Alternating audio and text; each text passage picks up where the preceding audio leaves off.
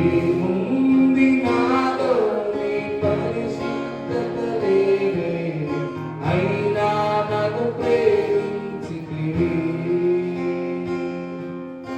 ఎందుకో ఈ ఘోర పాపి చేరాతీసావు ప్రభువా.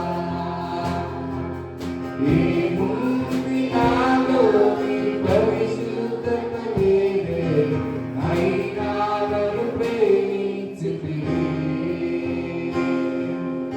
అయినను నన్ను కరుణించావు, ప్రేమించావు, నన్ను విడిపించావు. అయినను నన్ను కరుణించావు, ప్రేమించావు, నన్ను విడిపించావు.